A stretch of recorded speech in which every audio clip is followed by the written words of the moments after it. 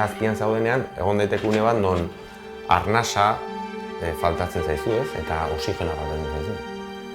Baina badakizu hor goian, gora iritsita, oxigeno hori berriro berreskuratuko duzula eta momentu horretan sortu zaizun angustia hori bukatu egingo gara. Baina kartzelan, urazpian zaude eta badakizu hor goian oxigenoa edukiko duzula. Baina kartzelak ez dizu lagunduko horra gora iristen.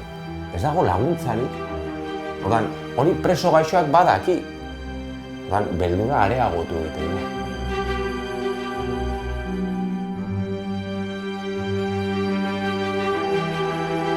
Eguna joan eta eguna etorri, preso horrek ikusten du bizitza badoakiola, ze eman diote pronostikoa, baina espetxean jarraitzen du. Eta, azkenean konturatzen zara, fraude bat dela, ez? Oso ariketa matematiko simple bat bilakatzen da, ez? Eta da, kondena denbora bat dauka eta zenbat bizitza denbora geratzen zaio, eta hor kenketa antzeko bat egin nahi da. Duintasunarekin talka egiten du eta medikuen etikarekin ere bai.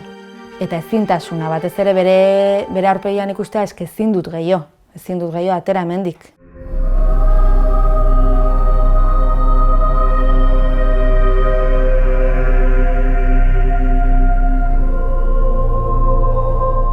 Ez gara jabetzen zen oraino arte izan daiteken jasanezina preso gaixo dagoen batentzat datozen 5 minutua. 5 minutua, ez nago hitz egiten urteetaz. 5 minutua. Kartzelak nola sendatuko zaitu, berak gaixotzen baldin bazaitu, ez? Espetxean asistentzia utopia bat da.